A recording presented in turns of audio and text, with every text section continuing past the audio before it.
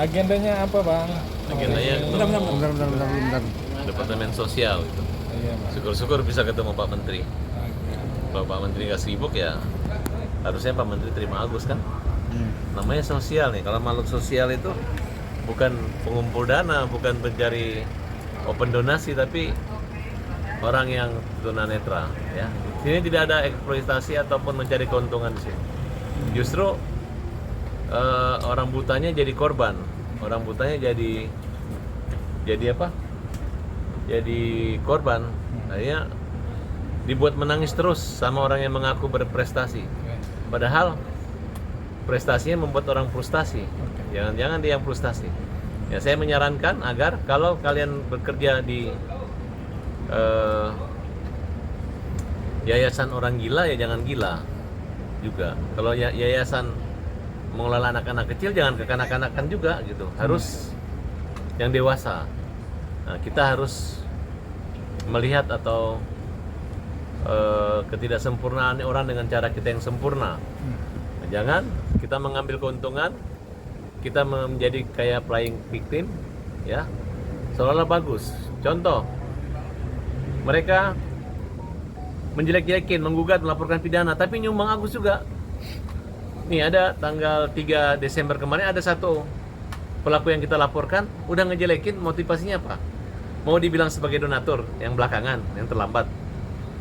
Hanya untuk mempermalukan Agus, sudahlah. Kalau kalian sudah menghina, menggugat, mengata-ngatai Agus, bahkan mempolisikan Agus, nggak usah nyumbang lagi sama Agus ya. Saya ingatkan lagi ya, Pablo, saya ingatin lagi, nggak usah. Ya. Dan Novi jangan lagi disebar-sebar rekeningnya istrinya Agus. Ya, yang tahu kan hanya kamu. Jangan membuat pura-pura simpati. Dan kalian sudah menentang dan menaikkan bendera perang. Dengan menaikkan bendera perang berarti nggak usah lagi kalau di TV atau ditanya sama Denny bilang walaupun saya dilaporkan saya tetap menyumbang, nggak perlu lagi. Ya, kamu sudah dicap oleh Indonesia, sudah curhat sama katanya orang bilang katanya rambut saya, yang bilang rambut saya kayak perempuan. Dia ngaku perempuan tapi kok kayak bencong, ya kan, kira-kira gitu. Ya, mereka curhat menjelekkan Agus, katanya Agus apalah keluarganya bangsat lah, bajingan segala macam. Dan ini menurut saya sangat tidak Indonesia. Dan ngomongnya cuma di sana. Dan saya peringatkan, kalau Novi sudah mengejek-ngejek, memperolok-olok Agus, dari hasil pembicaraan Denny yang mau ngasih 300 juta dengan sifatnya rahasia, dengan syarat untuk mencabut laporannya pidananya Agus, itu merupakan satu konspirasi negatif yang kita rasa nggak pantas lah. Ini kuncinya dari awal. Kalau Agus punya kesalahan dalam pemanfaatan penggunaan uang, tinggal ditegur baik-baik aja, bukan dijadikan konten, bukan diperolok-olok sehingga satu Indonesia membenci Agus. Baru di Indonesia ini aja yang terjadi, orang buta diolok-olok, baru di Indonesia itu yang terjadi. Nah, karena yang di negara lain tidak ada, orang buta itu adalah orang nomor satu. Ibaratnya walaupun dia nggak melihat, kita yang terang, kita kasih cahaya sinar. Bukan dikasih api, dikasih parang dan berperang. Nah, ini yang terjadi kepada kelompok mereka. Makanya saya menamakan dirinya, kelompok saya adalah kelompok pembela kaum lemah. Ya. Nah, kemudian contoh kaum lemah itu siapa? Ya.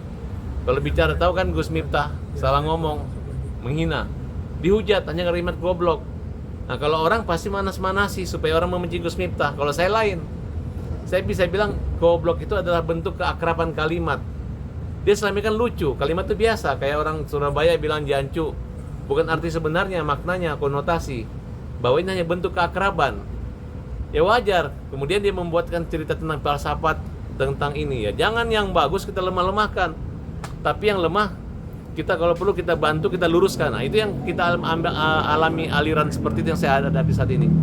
Nah, kalau mereka lain, sudah yayasannya terkenal, dia untung, kontainer dapat uang, tapi dia tidak dapat.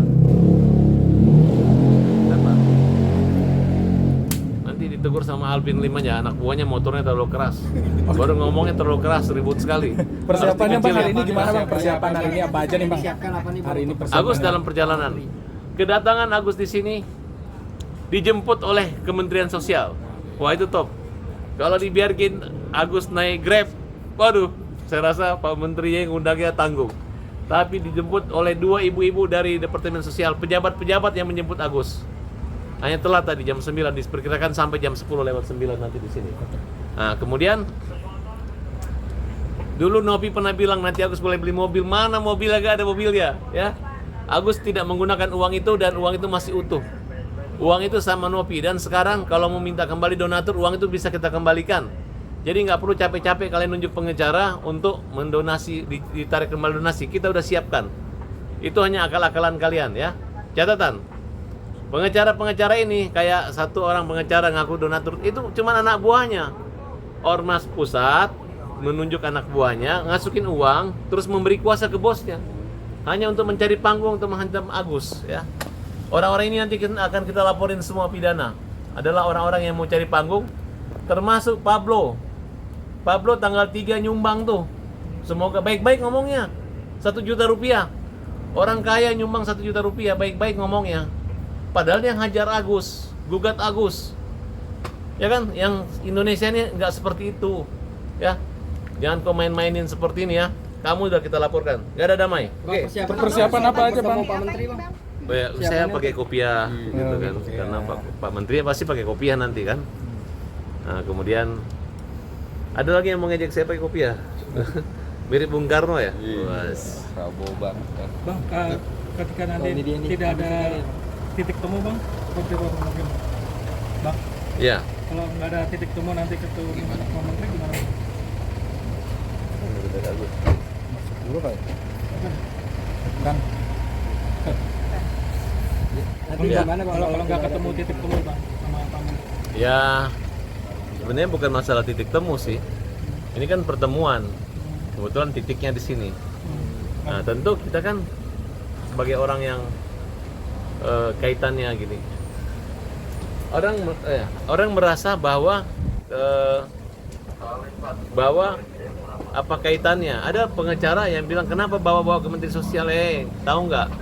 Kalau minta donasi, minta kumpulan uang itu ya harus izin dari Departemen Sosial, Kementerian. Makanya Pak Menteri yang ikut campur tangan.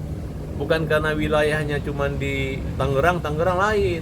Nah, untuk pengawasannya boleh di Tangerang. Kemudian kalau lu ngurus ODGJ, ya ODGJ aja. Ngurus anak-anak aja. Jangan ngurus apa? Orang buta juga semua diurus. Ya, jadi persoalannya adalah Nopi maupun Densu membuat donasi ini ilegal. Nah, kalau Agus berbeda, karena uang yang didapatkan itu bukan dari yayasan, tapi masuk ke rekeningnya gitu. Jadi Agus adalah pemilik uang itu dengan apapun caranya. Makanya Departemen Sosial nggak bisa menyita uang tersebut. Hanya mereka aja ngarang-ngarang mau pergi gugat, dan itu pun gue harus kalian buktikan prinsipalnya memberi kuasa itu siapa. Hadirkan di pengadilan. Kalau 2.000 orang, hadirkan 2.000 orang. Nah, saya ragu ini mereka punya surat. Karena apa? Mau diganti uangnya nggak mau. Mereka hanya mau mencari ring, tinju, dan berkelahi aja kerjanya. Tapi mempermalukan tanpa dia sadari yang dilawan ini adalah orang buta. Kalau orang buta yang dilawan ini berarti apa? Indonesia telah menzolimin, menganiaya orang buta tanpa dia sadari. Walaupun dia nggak tempeleng, tapi air mata yang dibuat telah merusak mata, mengeluarkan nanah yang tidak pernah sembuh. Sampai detik ini, Agus punya luka belum sembuh karena gerakan, karena depresi, karena tekanan. Siapa yang bertanggung jawab ini? Adalah Nopi dan Densu. Itu orangnya, karena dia mengaku seperti itu. Oke? Oke, Bang. Oke, Bang. Masuk dulu, Bang. Tadi Alvin udah wawancara ya? Belum, Bang. Tanya, Bang, pulang ya, Bang. Udah.